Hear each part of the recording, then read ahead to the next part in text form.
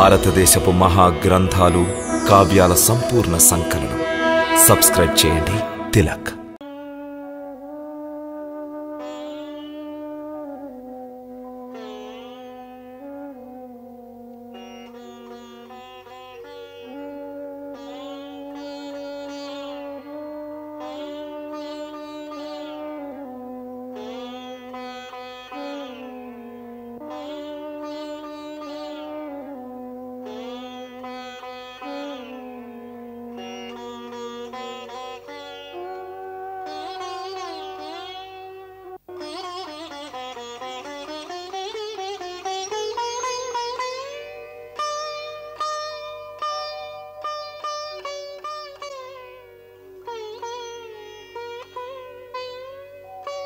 మాండవి, స్వామి,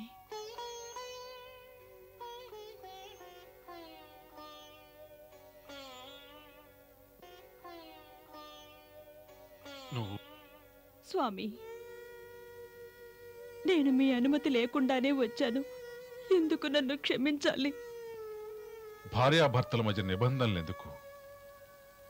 భార్యాభర్తల అధికారానికి అనుమతి కోరే అవసరం ఉండకూడదు. లేదు, మీ భార్యగా అధికారం చెలాయించాలని రాలేదు. ప్రభు, నేను చేసిన తప్పేమిటో, నేరమేమిటో, దోషమేమిటో, ఎందుకు చదించారో తెలుసుకోవాలని వచ్చాను. ఇది నీ భ్రమ మాత్రమే ప్రియా. మేము నిన్ను పరిత్యజించలేదు. నీకు తెలుసు మేము నందిగ్రామం ఎందుకు వచ్చాము. తెలుసు స్వామి, తెలుసు. ప్రస్తుత పరిస్థితుల్లో మీ కర్తవ్య పాలన చేదోడుగా ఉండే అదృష్టాన్ని నాకెందుకు దక్కకుండా చేశారు? నాకు కర్తవ్యం కాదా? నేను మీ కఠోర తపస్సులో పాలు పంచుకోదగనా? స్వామి, ఏ ప్రకారం సీతాదేవికి అడవుల్లో తన స్వామి సేవా భాగ్యం పొందగలిగే అధికారం తమ అగ్రజులిచ్చినట్టే, ఆ ప్రకారం నేను అడగాలని వచ్చాను. నేనిప్పుడే మీలాగే తాపసి వేషం ధరించదలిచాను. అన్ని వ్రత నియమాలు పాటిస్తాను. ఇంకా ప్రతి ఒక్క పనిలోనూ నా పూర్తి సహకారాన్ని అందిస్తాను.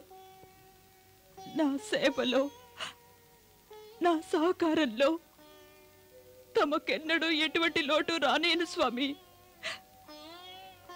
ఎల్లప్పుడూ తమ దర్శన భాగ్యం మాత్రమే నేను కోరేది. ఈ మాత్రం సుఖాన్ని నాకు దూరం చేయకండి స్వామి. ఈ సుఖాన్ని దూరం చేయకండి. నువ్వు నా తపస్సులో, నా కర్తవ్యంలో సహకరిస్తానంటున్న మాట కేవలం నోటితో మాత్రం అంటున్నావు. ప్రస్తుతం ఇది చాలా విపరీత కార్యం. ఆర్య, ఇప్పుడు మీ దృష్టిలో కాని కార్యం చేస్తున్నానా? ఈ వాకులు ఎలా వచ్చాయి మీ నుంచి? మాండవి, సహకారం అంటే మా పనిలో పాలు పంచుకోవాలి. ఏ కర్తవ్యాన్ని మేము పూర్తి చేయలేదో ఆ కర్తవ్యాన్ని పూర్తి చేయాలి. నాథా, అదే కదా నేను అంటున్నది. ప్రస్తుతం మీరు ఒక అవకాశం ఇవ్వండి. ఏది తమరు అసంపూర్తిగా వదిలివేసిన కార్యం ఈ మాండవి నిర్వహిస్తుంది. మాత కౌసల్యకు సేవలు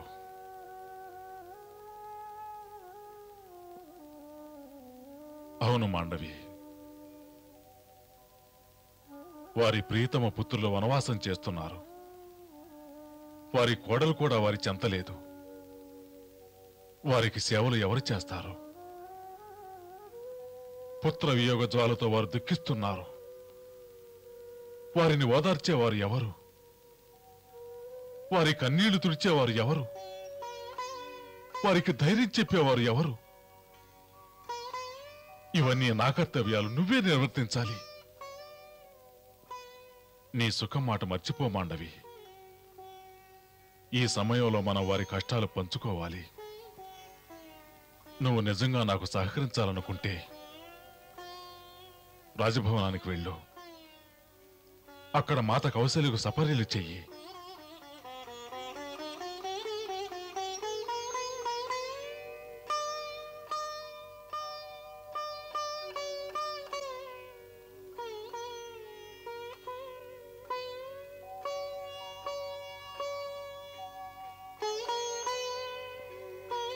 మాండవి, నీకు దూరం అయ్యానన్న బాధ నాకు ఉంది. ప్రస్తుతం మన బాధలు మన కర్తవ్య దీక్ష ముందు తృణప్రాయాలు. తమరు ధన్యులార్య, తమరు ధన్యులు.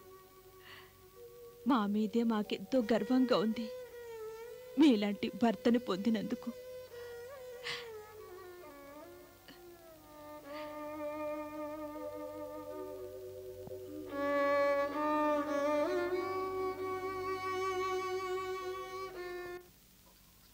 సత్పురుషుల సాంగత్యంతో, ప్రేమపూరిత సద్వ్యవహారంతో మేము చాలా ఆనందంగాను శాంతిగాను ఇంతకాలం ఈ చిత్రకూటంలో ఉన్నాము.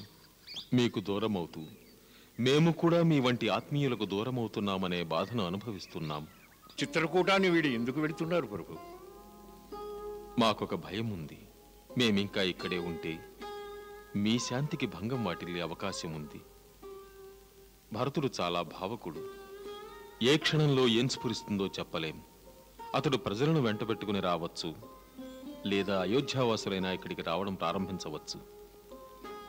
దండకారణ్యం అంతర్భాగంలోకి వెళ్ళిపోవాలనుకుంటున్నాం.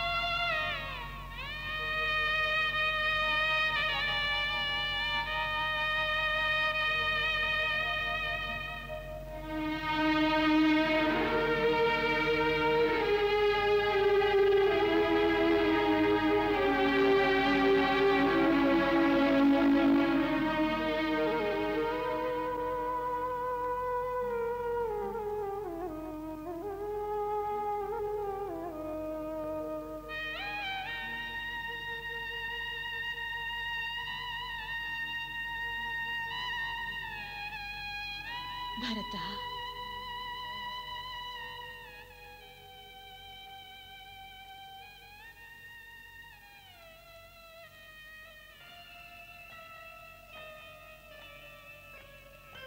మహారాణి కైకేయి, ఈ దాసుడికి ఏమి ఆజ్ఞ? ఏదైనా అవసరం వచ్చుంటే, ఏదైనా సమస్య వచ్చుంటే ఏ దూతనైనా పంపి ఉండాల్సింది. మీ ఆజ్ఞ పరిపూర్ణంగా పాటించేవాళ్ళం. తమరి ఈ విధంగా స్వయంగా ఇక్కడికి రావాల్సిన అవసరం లేదు. భరత అంటే అర్థం మేమిక్కడికి ప్రవేశించకూడదనే కదా. ఈ అయోధ్యలోని ప్రజలు ప్రతి ఒక్కరూ తమ సమస్యలను చెప్పుకునేందుకు తమ దగ్గరకు వస్తూ ఉండగా నీ మాతను నేనెందుకు ఇక్కడికి రాకూడదు? ఎందుకంటే మీరు మహారాణులు, మేము రాముల వారి సేవకులం. మహారాణులు ఇలా సేవకుల చెంతకు రావటం గౌరవప్రదం కాదు. నేను నీ మాతను పుత్ర, నన్ను మహారాణి అని కాదు, ఒకే ఒక్కసారి మాత అను, ఒక్కసారి మాత అను. ఎలా అనగలను? నేను మాత అని పిలిచే మాతను మహారాణి కైకేయి చంపేసింది, నన్ను మాతృహీనుని చేసింది. నా హృదయంలో మాతృమూర్తిగా అంకితమైన రూపంలో మీ రూపం లేదు. మా మాత ఒక నిశ్చలమైన నది లాంటిది. ఆ నదిలో సదా ప్రేమ మమతల స్నేహకెరటాలు పడిలేస్తుంటాయి. కానీ మీరు ఒక శుష్క పంకిల తటాకం వంటివారు. కేవలం కపటం పాపం అనే బురద మాత్రమే మిగిలిన తటాకం అది. దయచేసి నా మాత జ్ఞాపకాలను తీసుకురావద్దు. నా దగ్గర ఏడ్చే వ్యవధి కూడా లేదు. ఏమిటి తమ సమస్య ఏమిటో చెప్పండి.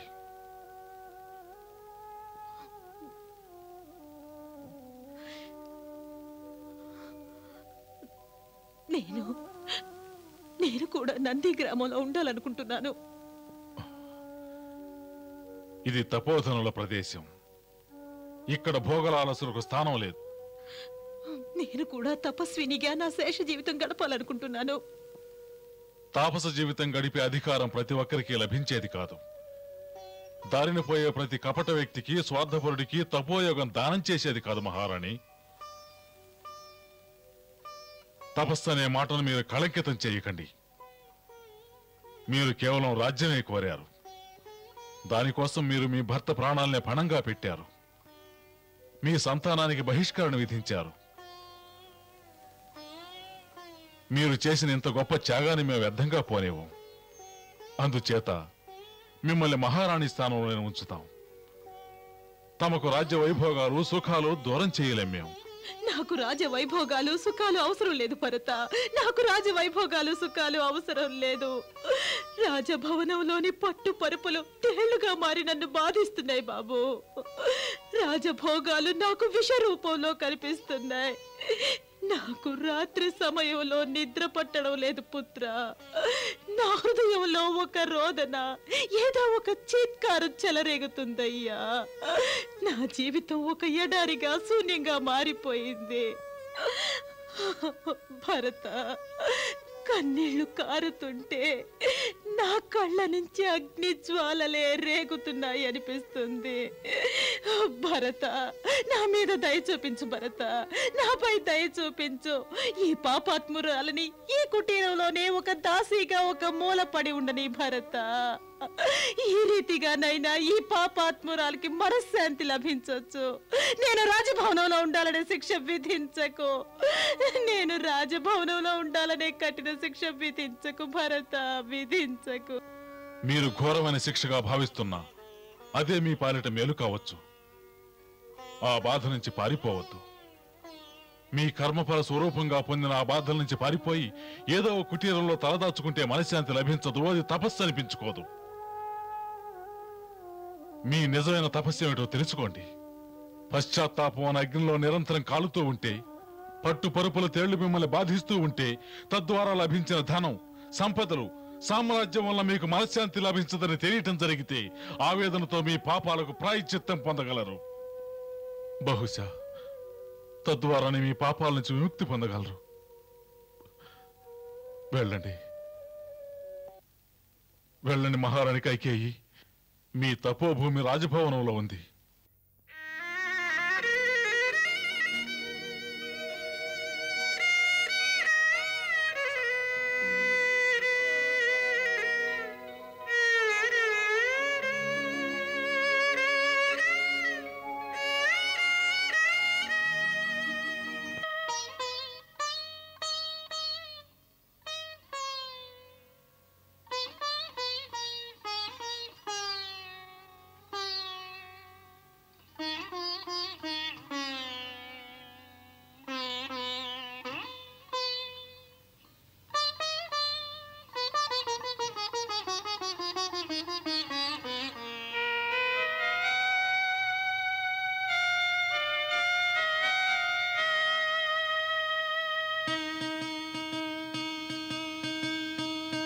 శ్రీరాముని కానలకే పంపి అయోధ్యని చీకటి చేశావే.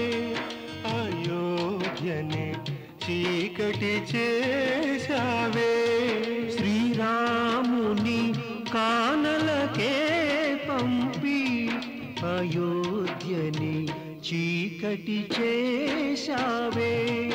అయోధ్యని చీకటి చేశావే.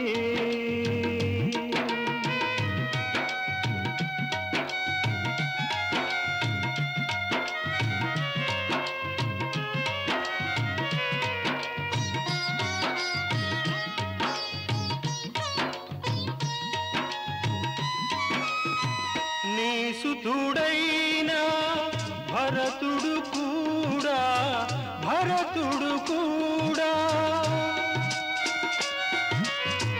నీ సుతుడైన భరతుడు కూడా నీ చేతలనే ద్వేషించేను దురాలోచనకు దిగజారేవు ధర్మం మరిచావు అయోధ్యని చీకటి చేశావే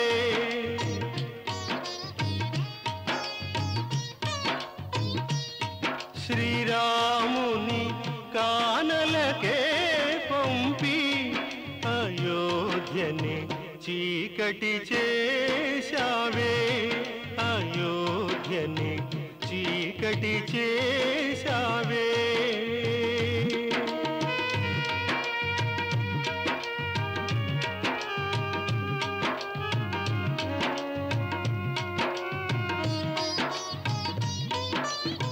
సీతా సమేత దశరథ తనయులు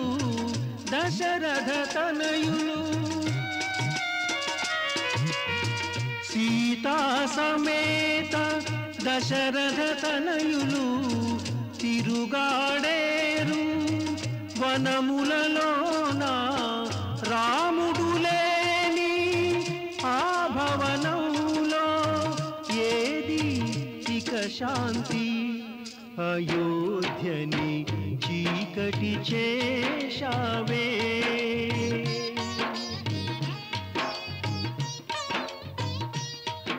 శ్రీరాముని కానలకే పంపి అయోధ్యని చీకటి చేశావే అయోధ్యని చీకటి చేశావే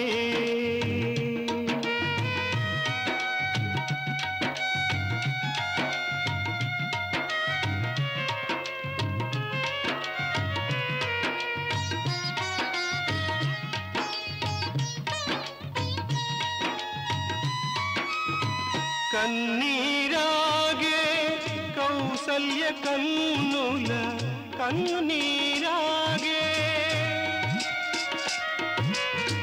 కన్నీరాగే కౌసల్య కన్నుల ఊర్మిళ నేడు వేదన మరచే ఏ సుఖాలను ఏ భోగాలను ఏమాశించేవు అయోధ్యని చీకటి చేశావే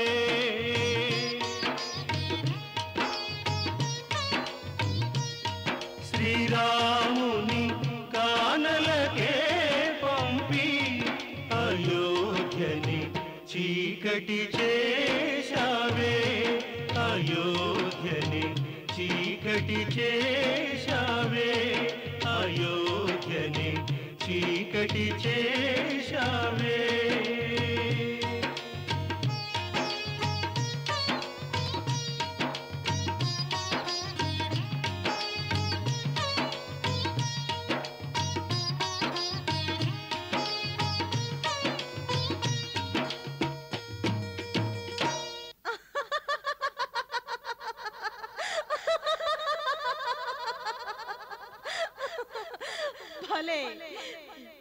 భలే మహారాణి కైకేయి తమ పేరును చరిత్రలో అమరం చేసుకున్నారు. భలే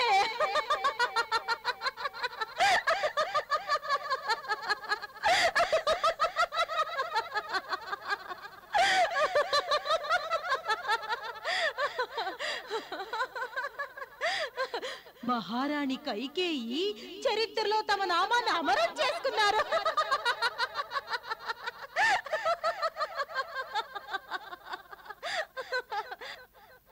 మేము మిథిలాదేశులకు కృతజ్ఞతలు తెలుపవలసిన తరుణమిది.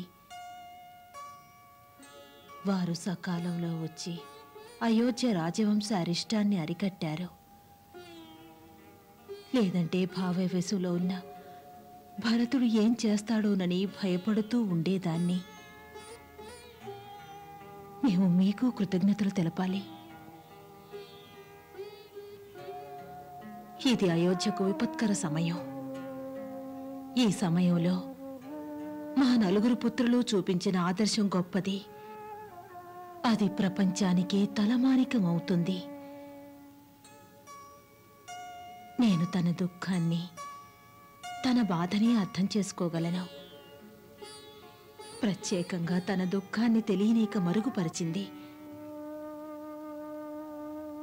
మా సేవకే తన సర్వస్వం అంకితం చేసిన సాధ్వి మాకు ఈమె పుత్రవధువుగా కాక కుమార్తెలా వ్యవహరించింది. రాజమాత, ఈమె ఎలా అనుకున్నా మీ కుమార్తె. నా బిడ్డ కాదు. మాతో సంబంధం వివాహం జరిగినాడే ముగిసిపోయింది. మీ వంటి ఆదర్శవంతులు దొరకడం నిజంగా నా బిడ్డ మహద్భాగ్యం. నీ జన్మ ధన్యమైంది రాజమాత. ఇలాంటి పుత్రరత్నాలు అనేక జన్మల పుణ్యఫలం వల్లే ప్రాప్తిస్తారు. ఒకరికంటే ఒకరు మహోన్నతులు. వీరి కారణంగా మేము చాలా గర్వంగా తలెత్తుకు తిరుగుతున్నాం. మహారాజులు మాతో అన్నారు, వెళ్లే ముందు రాజమాత కౌసల్యకు చరణవందనం చేయమన్నారు. ఇట్టి పునీత మాతృపుణ్యఫలం కారణంగానే సంతానానికి దివ్య సంస్కారాలు వస్తాయన్నారు. లేదు మహారాణి, లేదు. మమ్ము సిగ్గుపడేలా చెయ్యకండి. మొదట్నుంచి మేము మీ విషయంలో నేరస్తులమే.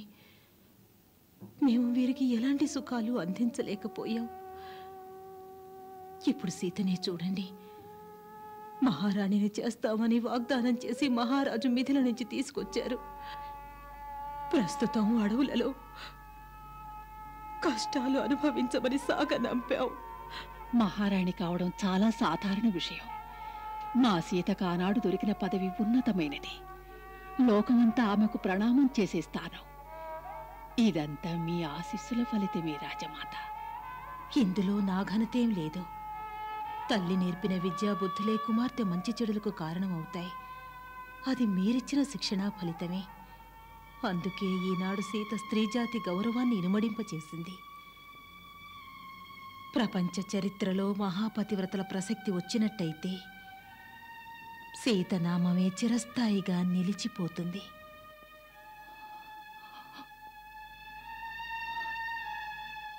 రాజమాత నోటి ద్వారా మీ ముగ్గురిని ప్రశంసించడం విన్న తరువాత నా హృదయం ఉప్పొంగిపోయింది.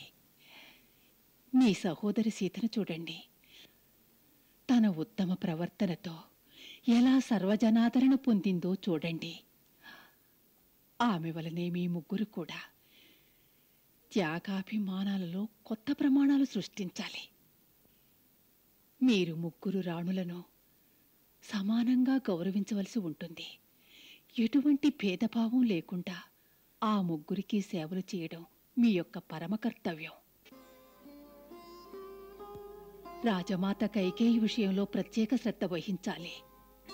ఆమె ఇప్పుడు ఘోర పశ్చాత్తాప అగ్నికీలలో ఉంది. ఆమెకిప్పుడు విశేష ఆదరణ ఎంతైనా అవసరం. ఆమెను చూసి మీరు నేర్చుకోవలసింది ఒక్కటి. మంథర వంటి కొంపలు కూల్చే తీయని మాటల వలలో పడి మీరు కూడా వంశ ప్రతిష్టలను తునాతునకలు చేయకూడదు. ఇక్కడ మీ కర్తవ్యం ఒకటుంది. మీ భర్తలలో సత్ప్రవర్తన ప్రభావంతో ఆ నలుగురు అన్నదమ్ములలో ప్రేమ, అభిమానాలు పెరిగేలా చూడాలి.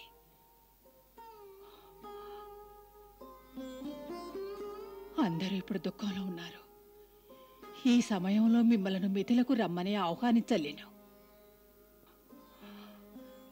మీ మెట్టినింటే ఇది కష్ట సమయం కాబట్టి ఈ సమయంలో మీరు మీ భర్తలు, మహారాణులు, సమస్త బంధుజనంతో ఈ కష్టాన్ని పంచుకోవడమే మీ ధర్మం. 14 సంవత్సరముల తరువాత కష్టాల కారుమబ్బులు చెదిరిపోయాక, మీ మెట్టినింట నలువైపుల ఆనందం వెల్లివిరిశాక మీకు స్వాగత వచనాలు పలికేందుకు మీ పుట్టింటి ద్వారాలు తెరిచే ఉంటాయి.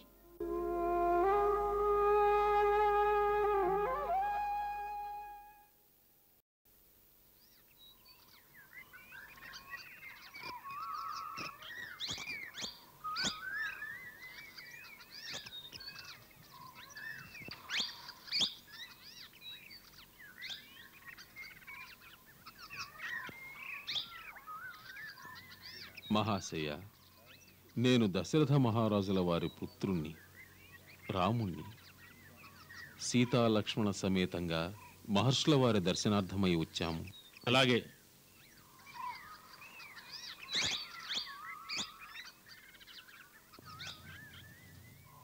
అహం బ్రహ్మస్మి. గురుదేవా, శ్రీరామచంద్రులు సీతా సమేతంగా తమ దర్శనం కోసం వచ్చి తమ అనుమతి కోరుతున్నారు. రామచంద్రుల, ఈనాడు ఎంత శుభదినం. మేమే వారికి స్వయంగా స్వాగతం చెప్తాం.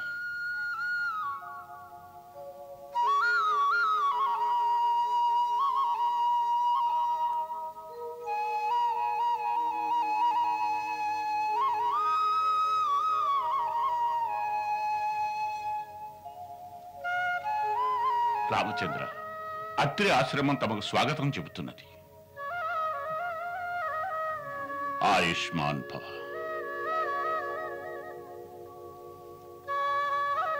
సౌభాగ్యవతీ భవ.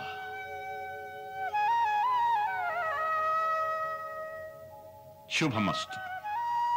దయచేయండి.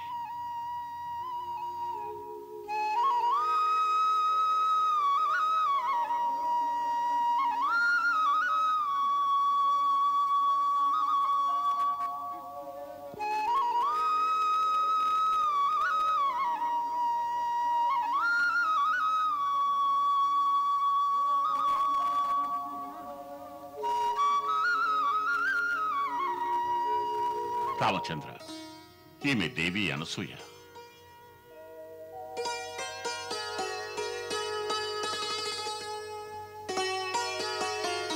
మహాదేవి, నేను దశరథ పుత్రుని రాముణ్ణి.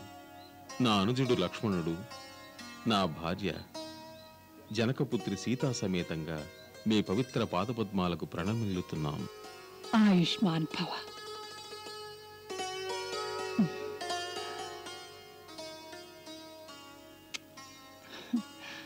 అఖండ సౌభాగ్యవతీ భవ. దేవి, సీతను లోనికి తీసుకువెళ్ళు. సముచితంగా సత్కరించు. తరువాత విశ్రాంతి తీసుకొని. సీత, విశ్వవందనీయులైన మహాసతి అనసూయ దర్శనం కోసం దేవతలు కూడా ఎదురు చూస్తారు. అంతటి పరమతపస్విని ఈమె ఒకానొక క్లిష్ట సమయంలో 10 సంవత్సరాలు వర్షాలు లేక ఇక్కడ ధరణి దగ్ధమైపోతూ ఉండగా ఈమె తన ప్రచండ తపస్సుతో గంగామాతను ప్రసన్నం చేసుకుని గంగానదీ ప్రవాహాన్ని చిత్రకూటం వరకు తీసుకొచ్చారు. అదే పవిత్ర మందాకిని పేరుతో ప్రసిద్ధి చెందింది. అంతేకాదు, వీరు చాలాసార్లు పరిహాస ధోరణిలో పెద్ద పెద్ద దేవతలను కూడా పరాజితులను చేశారు. ఒక సతి దర్శనం వలన పుణ్యం ఎలాగూ వస్తుంది. ముఖ్యంగా మహాసతి దర్శనంతో ఇహపరలోకాలు కాంతివంతమవుతాయి. వెళ్ళు, వారి పవిత్ర చరణాల చెంత కూర్చుని జీవితాన్ని ధన్యం చేసుకో. నువ్వు అధికంగా చెప్తున్నావు రామా. వాస్తవం నీకు తెలిసిందేగా. ఇదంతా నాకు కేవలం 10 చరణాలకు సేవ చేయడంలో లభించింది. ఇది కాక నాకింకేమీ తెలీదు. మిగిలింది ఆ దేవతలకే తెలియాలి. లోనికి రా సీత.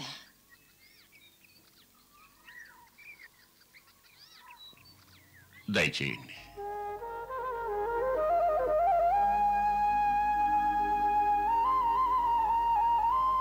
ఆసనాన్ని అలంకరించు.